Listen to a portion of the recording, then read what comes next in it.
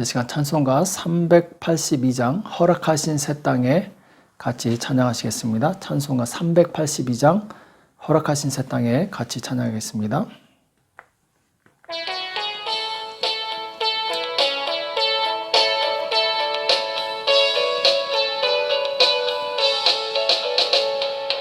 허락하신 새 땅에 들어가려면 마음의 준비 다하여 힘써 일하세. 여호수아 본받아 앞으로 가세. 우리 거할 초소는 주님 품일세. 시험 환난 당해도 낙심 말고서 마음의 걱정 버리고 힘써 일하세. 여호수아 본받아 앞으로 가세. 우리 거할 초소는 주님 품일세. 앞서가신 예수님 바라보면서 모두 마음을 합하여 힘써 일하세. 여호수아 본받아 앞으로 가세. 우리 거할 초소는 주님 품일세. 일할 곳이 아직도 많이 있는데 담대하게 나가서 힘써 일하세. 여호수아 본받아 앞으로 가세. 우리 거할 초소는 주님 품일세. 아멘. 이 시간 나같이 기도하겠습니다. 살아계신 하나님 아버지, 이 새벽에 저희들을 불러주시고 하나님 앞에 나올 수 있도록 은혜 주심을 감사합니다. 하나님, 우리가 이 땅을 살아가는 동안 하나님의 주신 지혜와 능력으로 살기 원합니다. 하나님을 더 간절히 의지하기 원합니다. 하나님이 주시는 힘으로 살기 원합니다. 하나님, 우리를 도와주시옵소서. 오늘도 우리에게 주시는 말씀을 듣기 원하오니 말씀으로 강건하게 도와주시옵시고 말씀에 순종할 때 하나님이 주시는 놀라운 은혜와 복을 누릴 수 있도록 도와주시옵소서. 오늘 우리에게 함께해 주실 것을 믿고 감사하며 예수님의 이름으로 간절히 기도합나이다. 아멘. 하나님의 말씀 열왕기하 24장 10절에서 16절 말씀 보겠습니다. 열왕기하 24장 10절에서 16절 말씀 우리 다 같이 한 목소리로 합독하도록 하겠습니다. 열왕기하 24장 10절에서 16절입니다. 우리 같이 읽겠습니다. 시작. 그때 바벨론 왕 느부갓네살의 신복들이 예루살렘에 올라와서 그 성을 에워싸니라.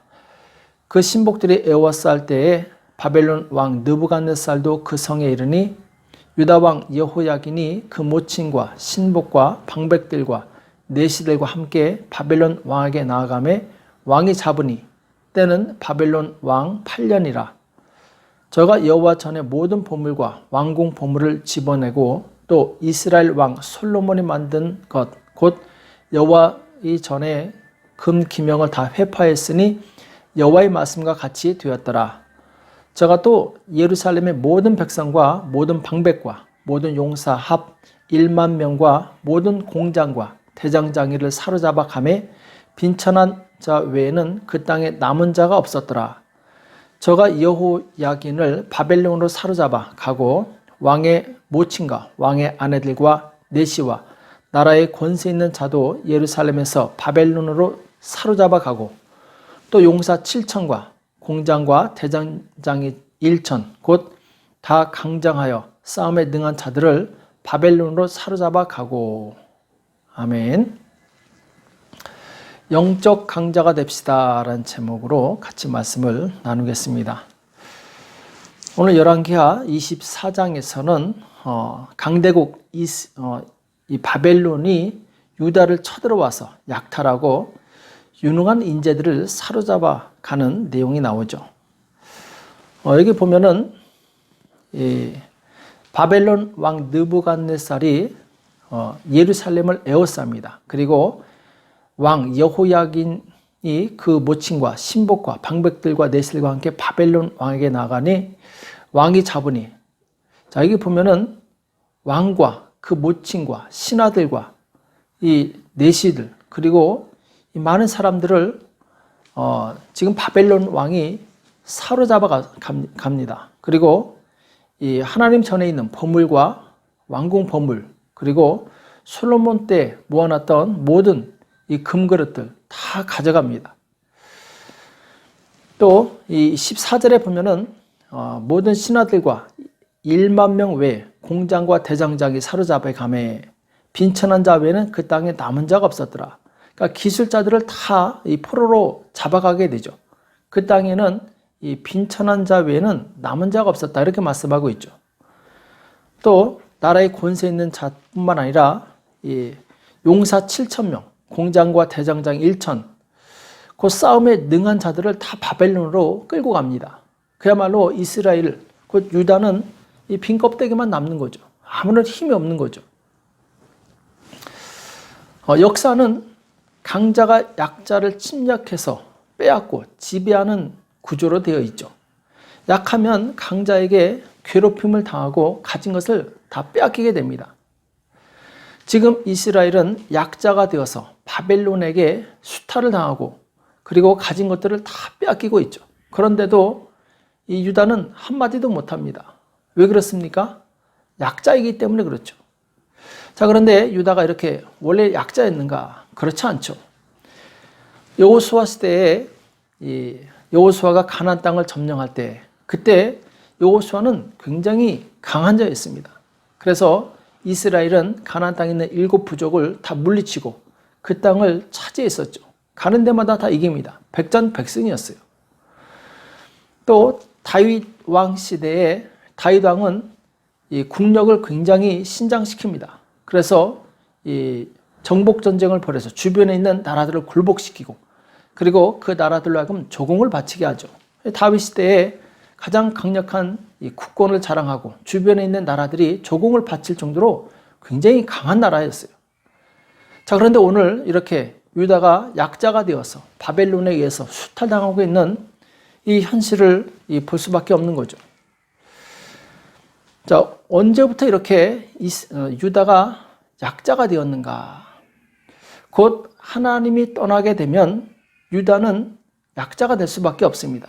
왜냐하면은 이스라엘은 곧 유다는 하나님의 백성이기 때문에 하나님의 백성인데 하나님께서 떠나시면 주인이 없어지니까 약자가 될 수밖에 없는 거죠. 보호자가 사라지니까 그렇죠.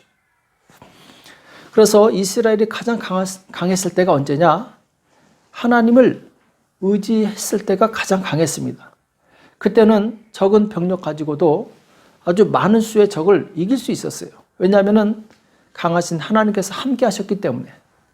반대로 하나님께서 그들에게 떠났을 때는 그들이 아무리 많은 병력을 가지고 소수의 적과 싸우더라도 지게 됩니다. 왜 그러냐? 바로 그들의 보호자, 그들을 이기게 하신 하나님께서 그들을 떠나셨기 때문에 그렇죠.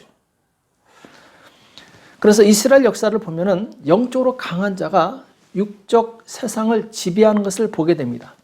그럼 누가 영적으로 강한 자인가? 곧 하나님께서 함께 하시는 사람이죠. 하나님의 능력으로 사는 사람이죠. 이 사람이 영적으로 강한 사람입니다. 기드온의 이야기를 보면은 겨우 300명을 가지고 바닷가의 모래 같은 10만이 넘는 이 미디안 군대를 쳐서 이기게 됩니다. 자, 그들이 비록 300명밖에 안 되는 적은 수였지만 하나님이 함께 하시니까 하나님께서 이기게 하신 거죠. 여호수아가 여리고를 무너뜨릴 때도 마찬가지입니다. 여리고는 난공불락의 성이었어요. 이 성을 점령할 만한 어떠한 장비도 갖고 있지 않았습니다. 자, 그럼에도 불구하고 하나님을 의지했더니 성벽이 자동으로 무너지게 되죠. 그래서 여리고 성을 차지하게 됩니다.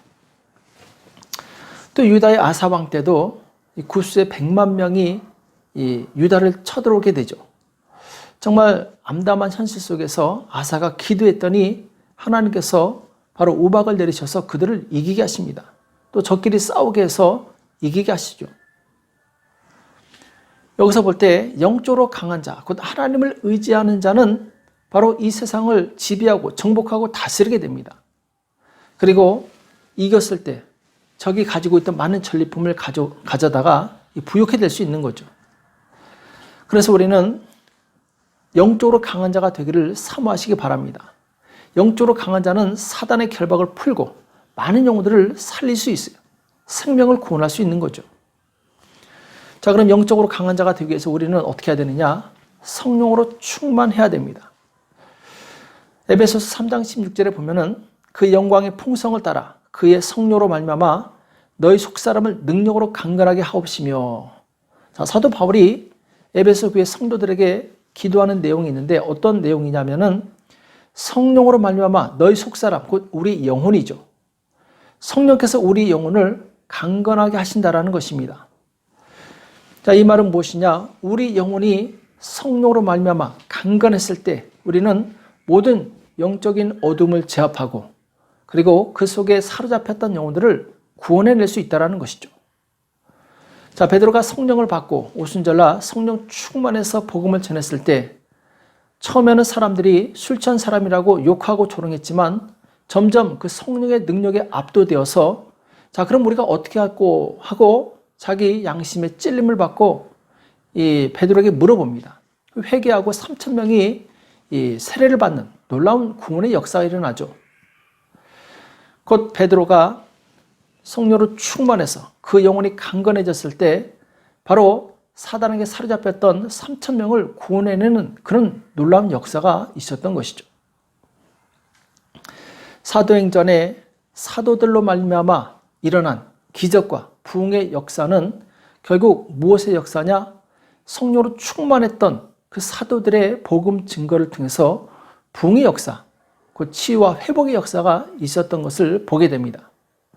자, 이것은 바로 영적으로 강한 자가 바로 모든 것을 정복하고 구원해낼 수 있다는 것이죠.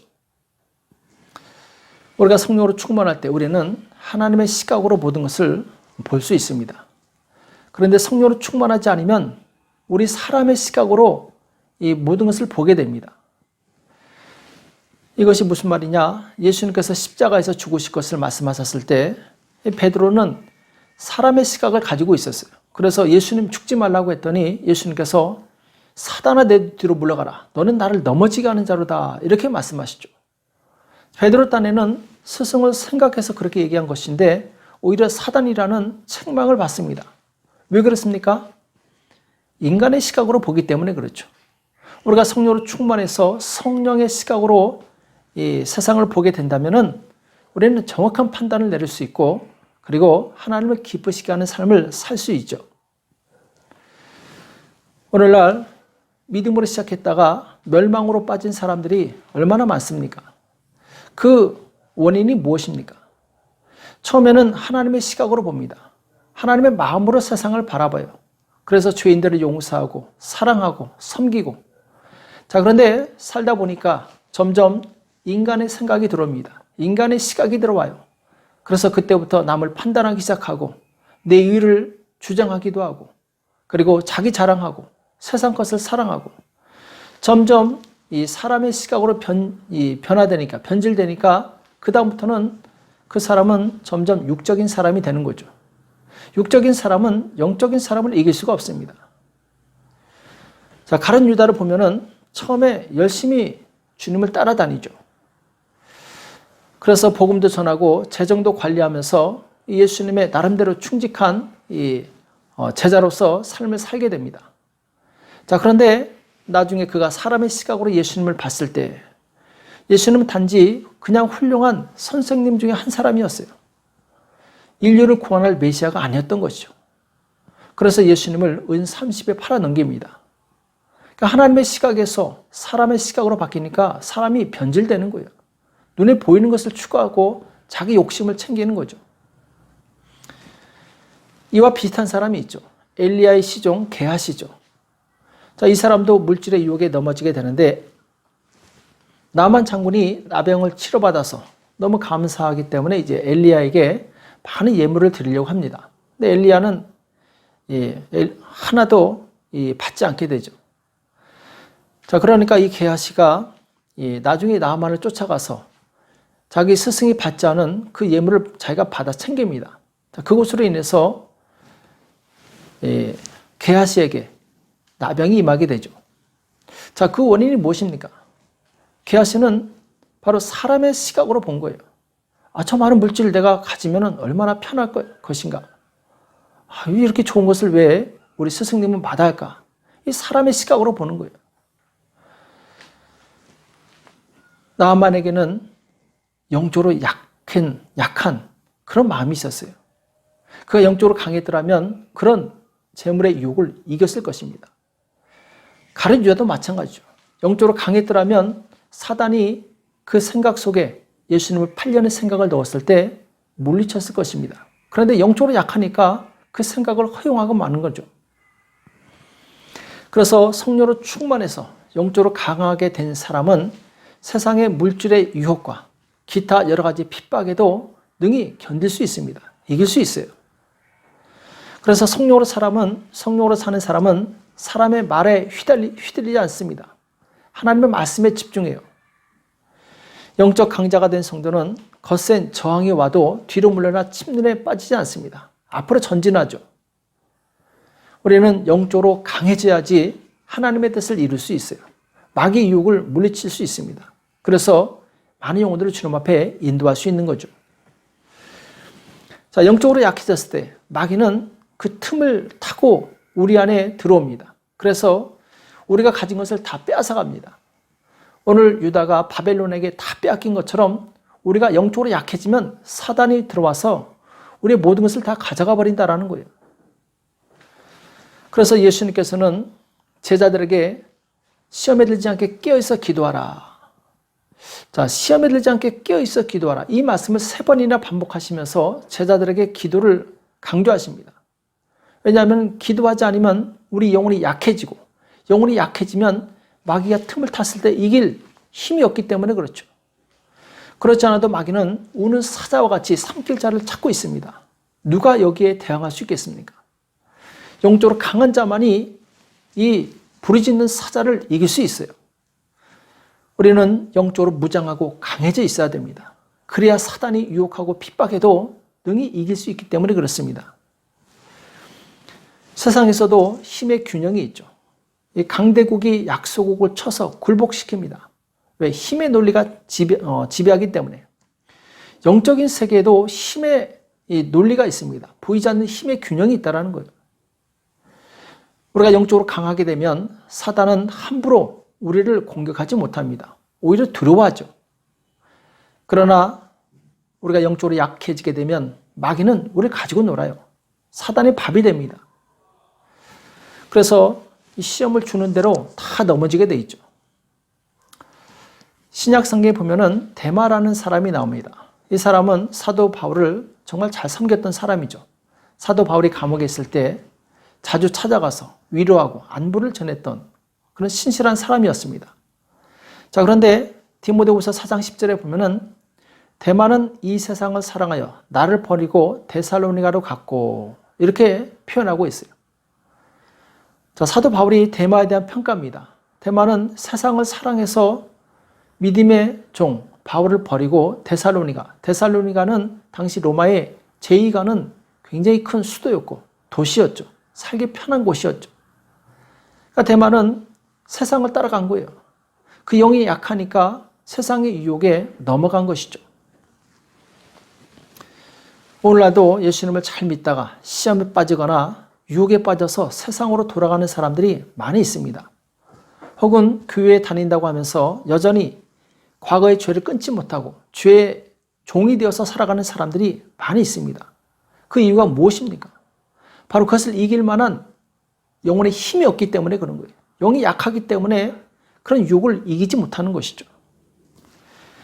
몸이 약한 사람은 감기에 잘 걸리게 됩니다. 마찬가지로 영적으로 약한 사람은 작은 시험에도 넘어지게 돼 있어요. 우리가 영적으로 강자가 되시기 바랍니다. 그래서 내 믿음을 지킬 뿐만 아니라 내 가정과 내 교회와 내 나라를 지키는 성도가 되시기 바랍니다. 우리 영혼이 강해졌을 때 우리는 하나님께서 기뻐하시는 많은 열매를 맺을 수가 있어요. 하나님께서는 이처럼 영적으로 강한 자를 불러서 하나님의 종으로, 하나님의 도구로 쓰시게 됩니다. 오늘 말씀 기억하시면서 하나님, 내가 영적으로 강한 자가 되어서 마귀가 내 가진 것을 빼앗지 않도록 나를 지켜달라고, 내가 기도에 승리할 수 있도록 도와달라고 기도하시는 저와 여러분 되시길 예수님의 이름으로 축복합니다. 우리 기도하겠습니다. 살아계신 하나님 아버지, 오늘 우리에게 말씀해 주심을 감사합니다. 유다가 약해졌을 때, 곧 하나님이 떠났을 때 그들은 바벨론에 의해서 정말 말할 수 없는 고초를 당하고 다 빼앗기고 아무것도 남지 않는 그런 참으로 처참한 광경을 보게 됩니다. 하나님, 우리 또한 영적으로 약해지지 않게 도와주시옵소서. 사단이 틈을 노리고 있는데 주님, 우리가 영적으로 약해져서 우리 가진 것을 다 빼앗기지 않도록 우리를 지켜주시고 보호하여 주시옵소서. 우리가 기도하여 성령 충만하여서 아버지 모든 유혹과 모든 핍박을 이기고 능히 하나님께서 기뻐하시는 삶을 살 수 있도록 도와주시옵소서. 감사하며 예수님의 이름으로 간절히 기도합나이다. 아멘. 자, 오늘 말씀 기억하시면서 하나님, 내 영혼을 강건하게 해달라고 성령으로 내 속사람을 강건하게 해주셔서 영적으로 많은 어려움을 이길 수 있도록, 유혹을 이길 수 있도록 나를 도와달라고 내 자녀들과 가정과 그리고 교회와 나라와 민족을 위해서 가지고 난 기도 제목 가지고 우리 합심해서 기도하겠습니다. 기도하겠습니다.